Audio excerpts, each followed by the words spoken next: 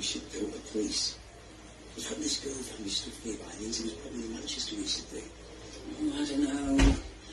If it goes to...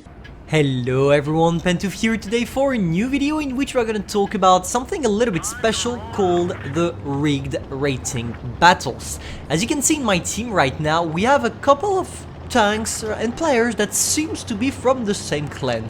How? Probably the Icers, isn't it? I'm pretty sure they didn't rig the battle at all. And as you can see, we have 4 of them in my team, and we have 1 of them in the enemy team.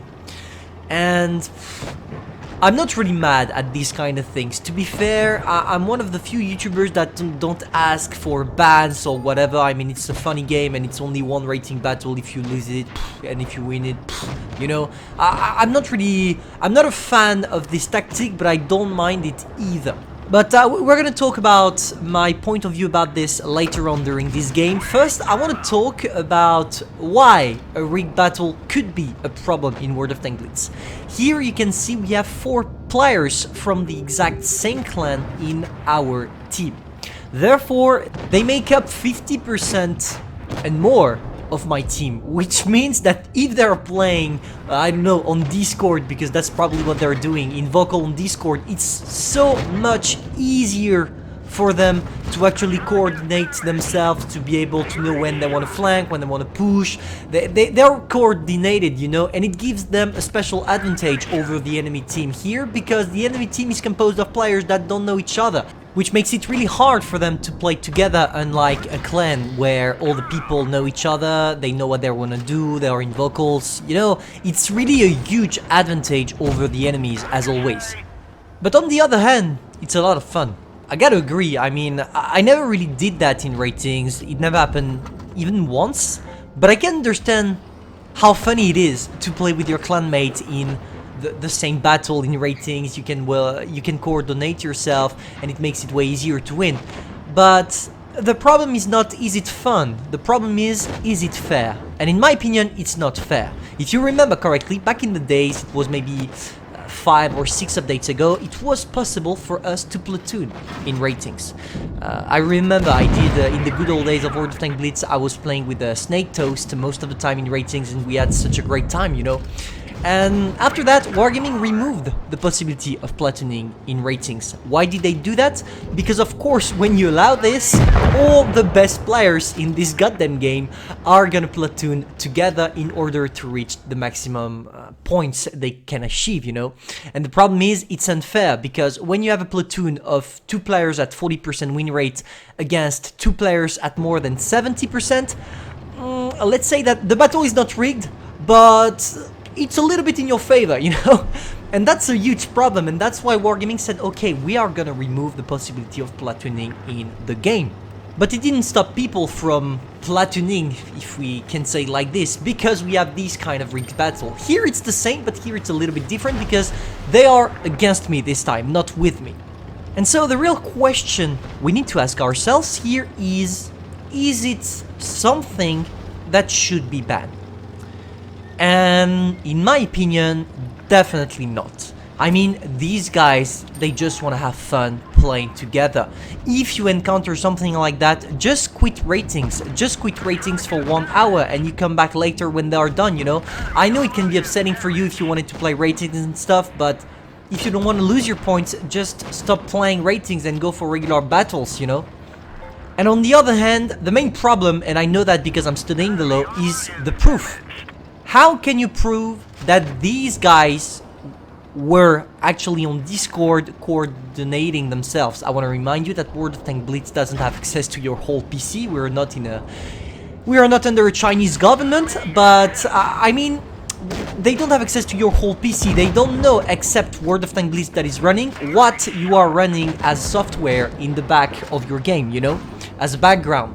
And even if someone did a ticket saying, hey, these guys are rigging because they are playing the game all together, it's for sure they did it on purpose. We all know they did it on purpose. The problem is you gotta prove it, and the proof is impossible here. It's impossible, because the fact that they pressed battle at the same time is not enough of a proof for you to say they rigged the matchmaking. And that's where the difficulty is. I remember, not in ratings, but for the Twister Cup, they had some problems like that. But the main difference here is that Wargaming had access to the Discord, they had access to everything they needed to make sure that people actually respected the rules for the Twister Cup, and they actually banned people from here. But here, in ratings, in regular ratings, where the only thing you're gonna lose is rating points, Wargaming doesn't have access to all these informations, and therefore it makes it impossible for them